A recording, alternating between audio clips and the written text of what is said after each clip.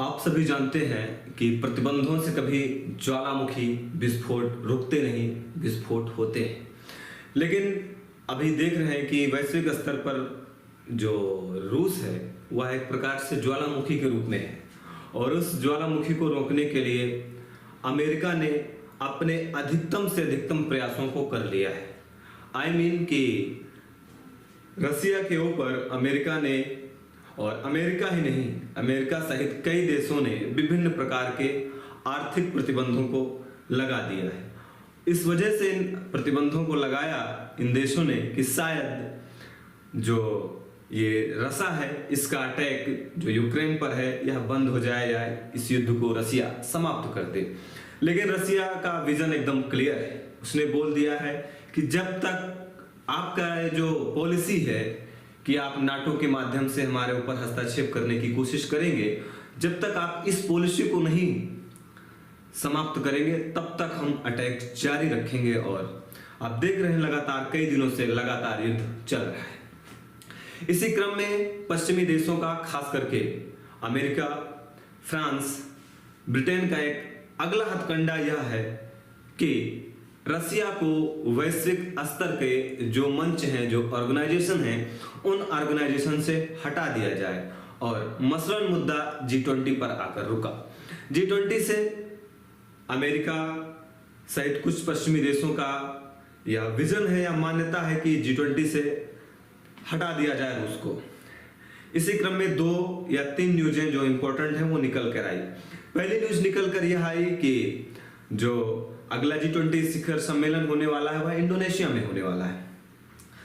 ईश्वर का सौभाग्य है कि यह सम्मेलन भारत में होने वाला था, लेकिन ईश्वर ने बड़ी शुभ घड़ी भारत को दी कि ऐसा मुद्दा भारत के ऊपर ना आए और भारत को बिना मुद्दे में शामिल किए। खैर मुद्दे में तो शामिल है, लेकिन इतना ज्वलंत मुद्दा भारत के ऊपर नहीं बना। भारत में ऑर्गेनाइजेशन का मीटिंग होने वाली थी लेकिन हुई नहीं और यह चली गई कहां?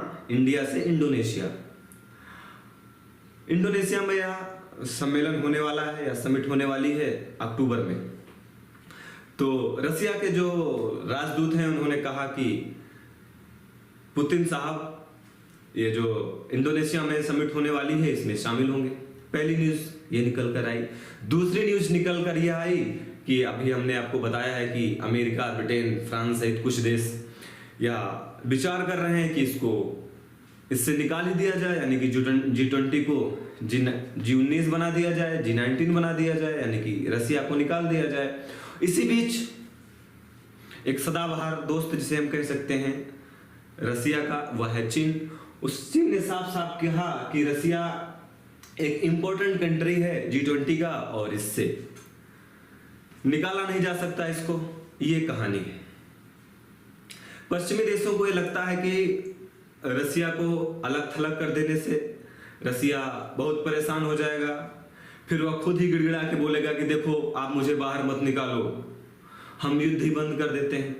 लेकिन आप देखेंगे कि वैश्विक स्तर पर जो बड़े बड़े देश हैं, खास करके वे पश्चिमी देश जो अपनी हेजोमोनी, अपने प्रभुत्व को स्थापित करने के लिए, आखिर आज ये जो रसिया और यूक्रेन के बीच युद्ध है या केवल हेजोमोनी को स्थापित करने के लिए युद्ध है।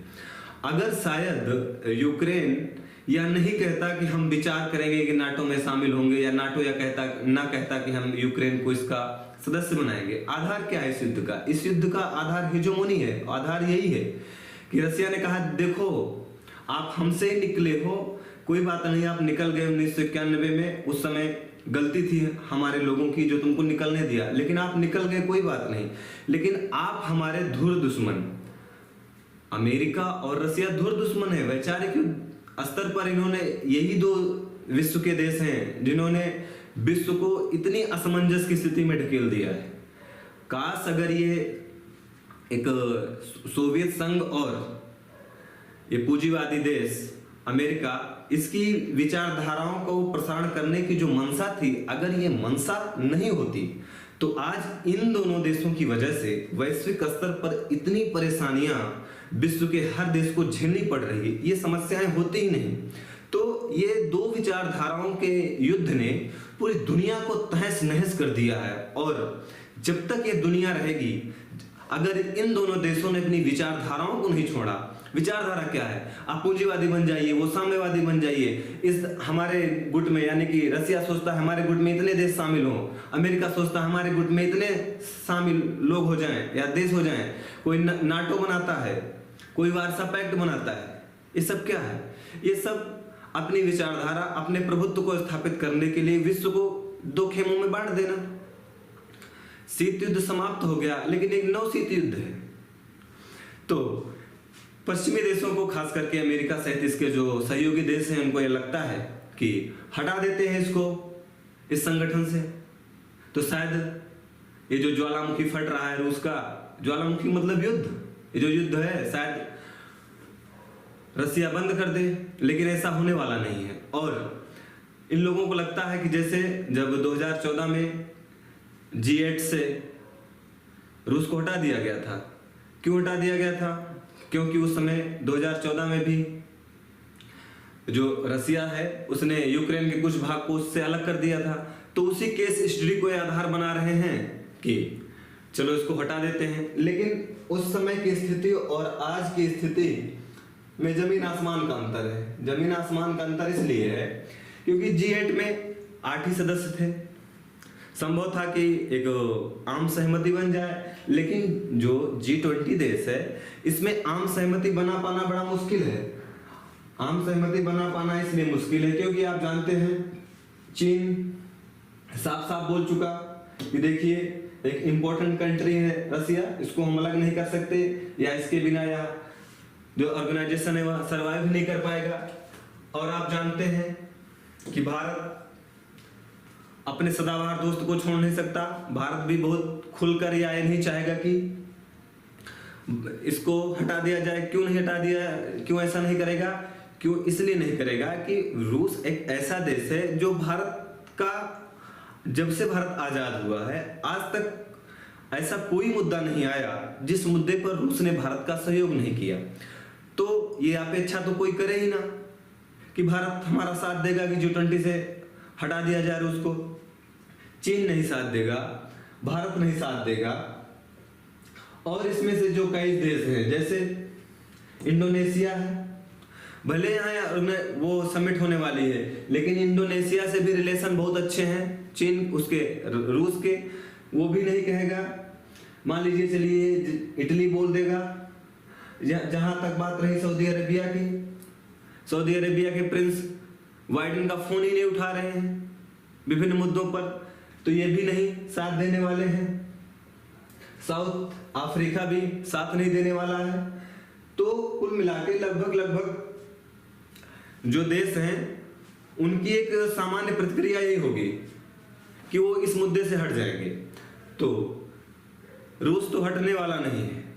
रूस से समस्या का समाधान एक ही है, अभी भी मान जाए पश्चिमी देश कि भैया बोल दो कि नाटो का सदस्य नहीं बनाएंगे यूक्रेन को, इतना बोल देना ही युद्ध का अंत है। लेकिन ये लोग युद्ध बंद करना नहीं चाह रहे हैं। बंद इसलिए नहीं करना चाह रहे हैं, इनको हथियार बेचना है ना। अमेरिका अपने हथियार को बेचेगा। विश्व स्तर पर जब युद्ध होगा तो लोग देखेंगे, लोग परेशान होंगे कि अरे भाई देखो युद्ध हो रहा है, कल हमारा नंबर हो सकता है। तो वैश्विक स्तर पर आर्म रेस, यानी कि जो हथियारों की रेस है, हथियारों का उत्पादन है, इसको बढ़ावा देना है ना पश्चिमी देशों को। पश्चिमी देश चाहे तो आज युद्ध बंद हो जाएगा, आज अभी युद्ध बंद हो सकता है, लेकिन नहीं चाहते ये जो हथियार उत्पादक कंट्री है। वो क्यों चाहेंगे कि युद्ध समाप्त हो? वो तो युद्ध कराए हैं इसीलिए कि लोग देखें युद्ध हो रहा है। तो जहां तक बात रही रूस को हटाने की, तो यह संभव नहीं है।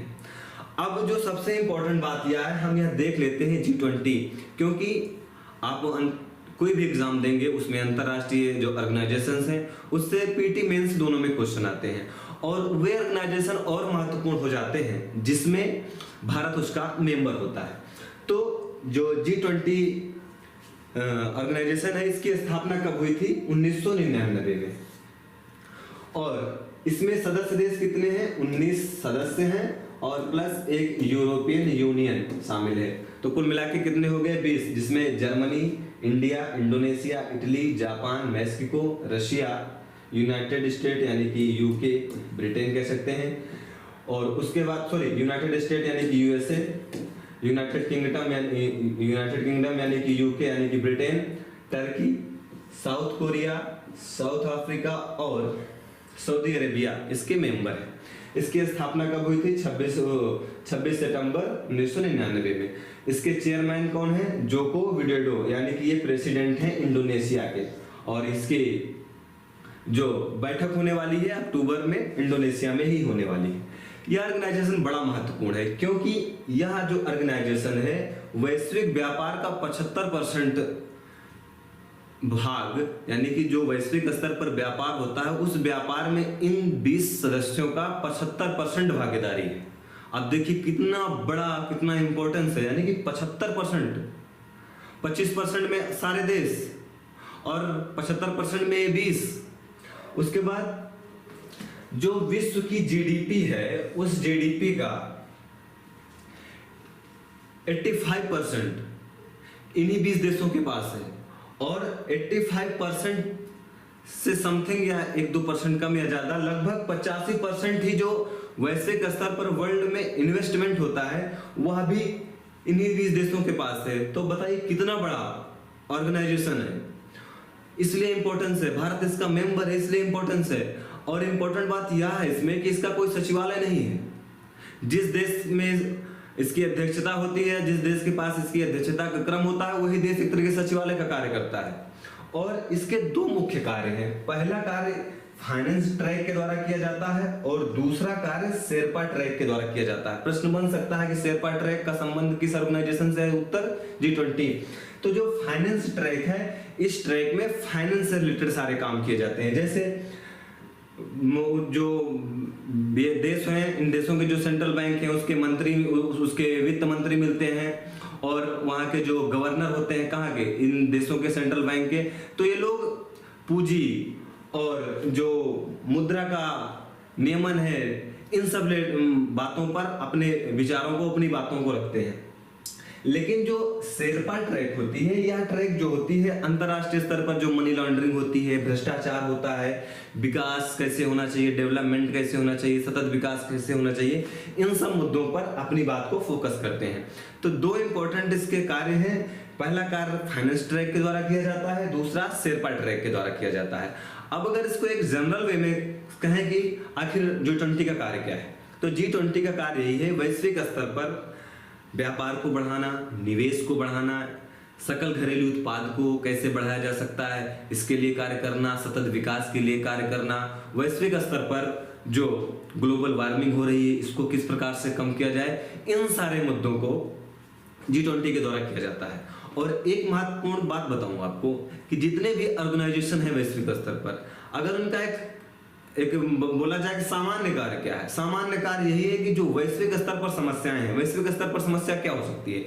मुद्रा से समस्या संबंधित हो सकती है, आतंकवाद हो सकता है, मनी लॉन्ड्रिंग हो सकता है, ग्लोबल वार्मिंग हो सकता है, अर्थव्यवस्थाओं में जो मंदी आ रही है, मुद्रास्फीति है, इन सभी मुद्राओं जो समस्याएं हैं, इन समस्याओं को मिटिगेट करना, कम करना, यही संस्थाओं का कार्य होता है। तो आई थिंक आज आप इस मुद्दे को समझ गए होंगे और मुद्दे से जुड़ा हुआ G20, इसकी स्थापना 1999 में हुई। इसकी बैठक कब होने वाली है? इंडोनेशिया में इसी वर्ष होने वाली है। 20 देशों का ऑर्गेनाइजेशन है। आई थिंक यह क्लास या प्रोग्राम आपको पसंद आएगा। धन्यवाद।